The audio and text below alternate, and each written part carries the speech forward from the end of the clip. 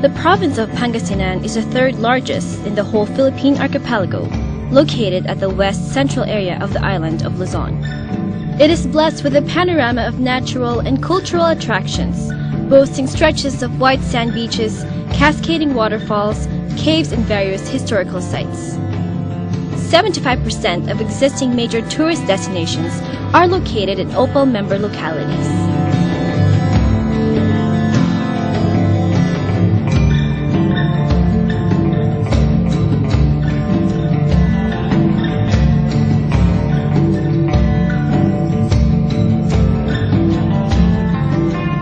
The 100 Islands National Park in Alaminos City is a major strength of OPAL because it is an established tourist destination. Tourism sites in other OPAL areas can use this as a springboard to gain popularity and attract visitors.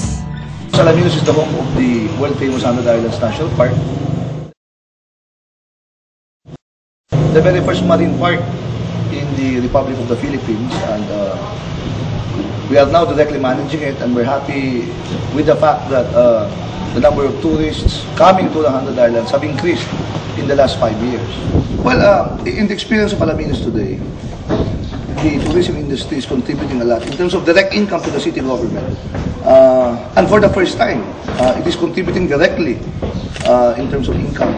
Last year, I think we were able to generate at least 8 million pesos from out of the ticket sales just to go and see the 100 Islands National Park. The 100 Islands is not enough, and there are many other beautiful destinations within the OPAL district.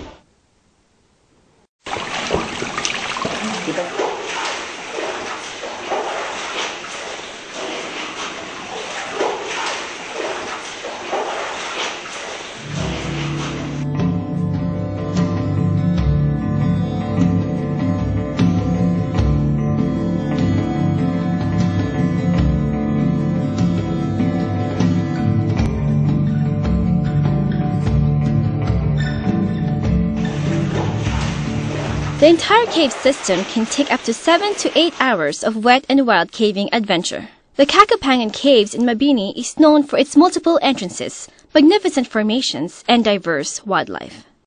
Ito yung cave na to, it's easy going.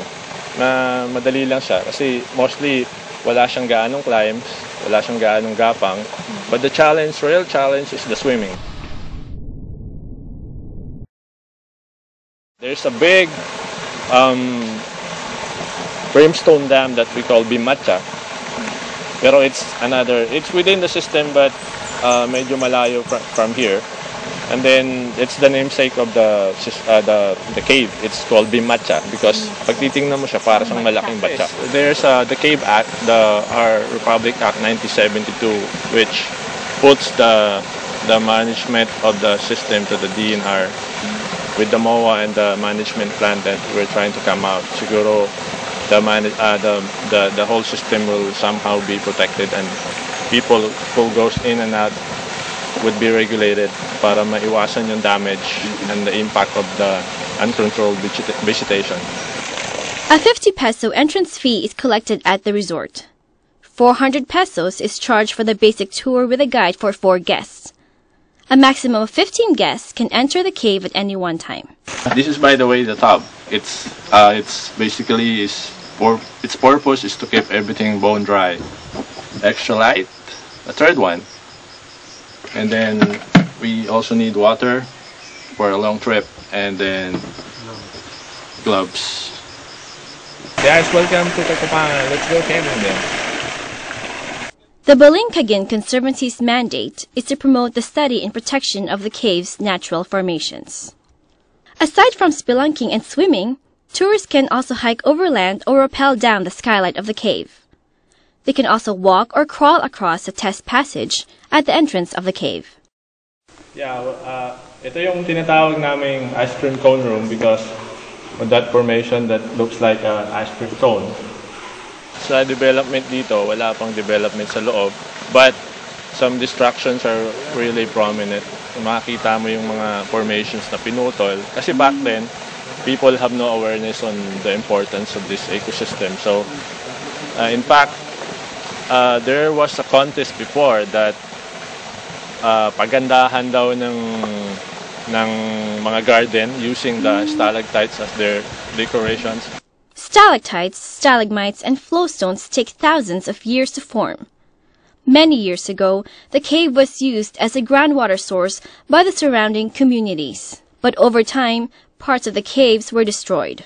Garbage and graffiti were left scattered. To maintain the cleanliness and raise awareness, the Balinkagan Conservancy launched an annual cleanup campaign. Still, there is a lot that needs to be done in order to preserve the caves and to promote tourism in the area. After the management plan, which we are doing right now, we try to get a MOA going between the LGU and the landowner for co-management of this system. Kasi medyo malayo siya, mahaba siya. It's a 4-kilometer system, and our mapping project has been going on for years, but until now hindi pa namin natatapos because of time, because of resources, and wala pa kaming support na makuha. Mayroon po kaming may newly formed na association ng mga Mabinians. Most of them nakabase sa Manila. Tapos nakausap namin sila last December nung parang organizational party nila. I-introduce ko po yung pag-develop ng Kagbangan Caves at very enthusiastic naman sila na tutulong. From the main municipal road, it's a bumpy 10-minute ride to the caves. All-terrain vehicles, or ATVs, would be a perfect addition. For visitors, there are picnic sheds for rent outside the cave. Clear signages, hotels, store booths, and other facilities are needed to improve the site. When the cave management plan is drawn up, a buffer zone will be established to help preserve the cave.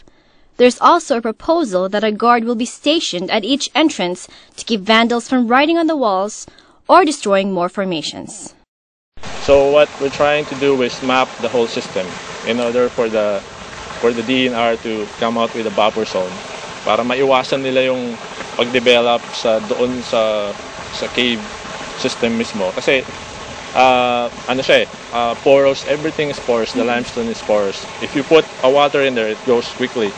So wala siyang filtration. We're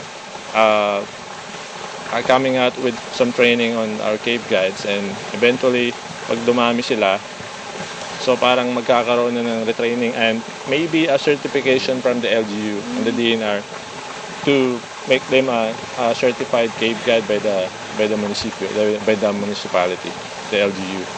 Most of our members, we involve them in mapping, in photography, in rappelling, the SRT, the single rope technique.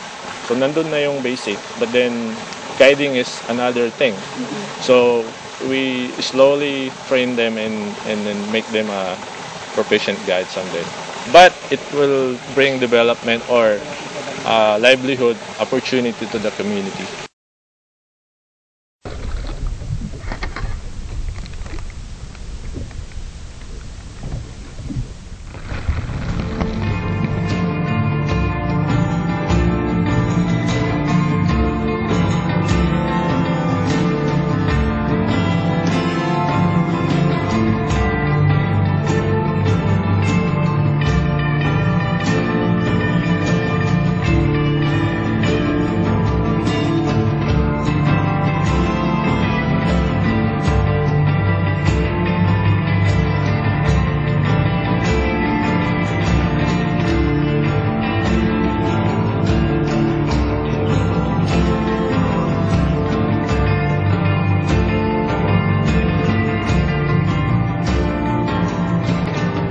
The Bani Bird Sanctuary, in relation to its importance in Lingayen Gulf, is that it serves as the habitat and breeding ground of crustaceans and other marine species,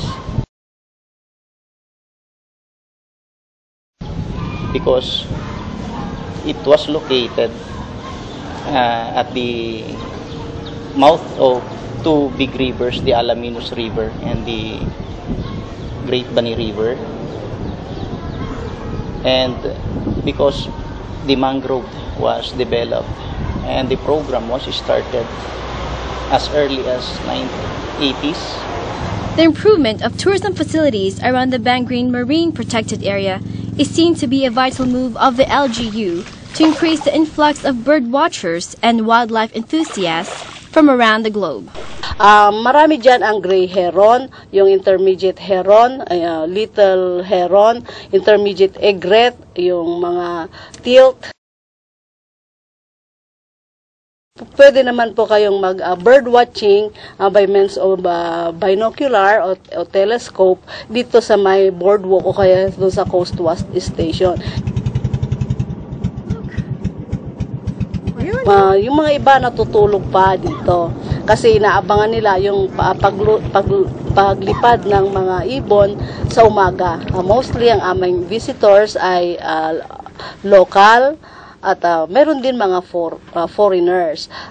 Sa isang taon, nakaka 100 to 300 visitors kami. Meron kaming sinisingil na entrance fee at 20 pesos per person. Pero pag estudyante po, pupil, 10 pesos per person.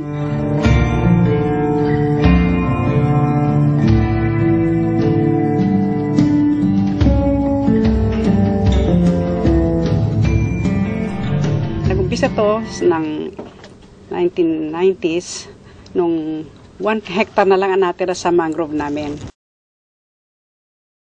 Ang DNR nagbigay sa amin ng fund, grant, para mai-rehabilitate itong aming mangrove forest. Nung nag-mayor na si Mayor Marcelo Navarro Sr., siya yung nag-develop nito. Nakita nga niya, wala nang natira.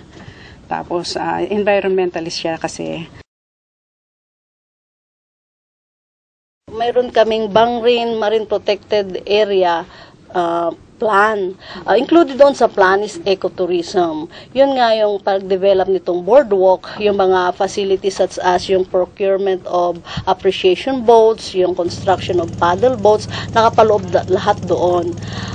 Kaya meron po kaming pundo na binigay po ng ibang agencies gaya ng mga NGOs noon sa Sagiplinggin Gulf, ganyan din sa Bureau of Fisheries and Aquatic Resources, ang DNR, na siya po namin katulong dito sa LGU Bani para maganon ay ma-promote at kaya ma-develop yung area. So hindi namin kaya po dito sa Bani kung kami-kami lang. Nangangailangan po kami ng NGO, nangangailangan kami ng mga national government agencies, private sectors din, POs, talagang collaboration effort ito.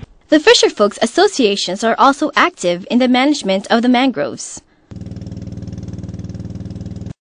Ang major ko dito kasi ako yung head ng bantay dagat sa aming pagbabantay dito na sa protected area. Hindi lang sa protected area kundi rin sa aming kailugan. Dito sa Tambakbi at sa Referent. Kung paano namin masuportahan yung mga nag-illegal na gumagawa ng hindi matama sa paghuli at paglalambat, lalo na sa mga fine mislead na ginagamit nila at lalo na yung mga hindi lisensyado na mislead na ginagamit sa paghuli. Both men and women participate in the various conservation and tourist hosting activities. Kasali din sila na nagtatanim, pero pag gumagawa kami sa boardwalk, hindi sila kasali kasi hindi naman naangkop sila sa ganitong gawain, lalo na doon sa teaching dun sa Heron Boulevard at sa Kawaldak. Itong pagtatanim, pagpupunla, yun, kasali sila ng mga PO. Kung meron kami naman na mga babae kasali, pero pag meron kaming nagawa na bisita kami dito, may catering kami, babae ang nauna, wala naman kami, out naman kami doon na lalaki. Kasi ito ay very young na ecotourism facility area, kaya pwede pang i-improve itong boardwalking kung saan dapat dito ay concrete na yung boardwalk, no? Yung pavilion namin o kaya Coast Watch namin ay nasira noong bagyong Emong, that is at year 2009, ay pwedeng i-renovate pa yon para maka-attract ng tourist. Dapat ipinta mo na rin iyang Coast Watch Station na iyan. At saka more flyers, ganon, more IEC materials to be distributed to visitors para ganon ay maka-attract ng mga turista pang pupunta dito. The nets and fences need regular maintenance, especially because Bani is at high risk to typhoons. More tour guiding modules will prepare the community members of possible livelihood. The number of boats coming in and out of the protected area should be regulated to avoid putting the birds and marine life at risk. Other attractions of the municipality may be packaged together with bird watching for a complete 1 or 2 day tour. Pero ang isang nakikita po naming mga oportunidad ng private sector doon sa pagpunta po ron ay pag-asikaso po ng mga tour packages at saka yung mga additional services na pwede pong i-offer sa mga turista na ngayon po ay hindi pa nangyayari po sa amin. Kaya hindi pa po nako-commercial yung pagpunta po ron.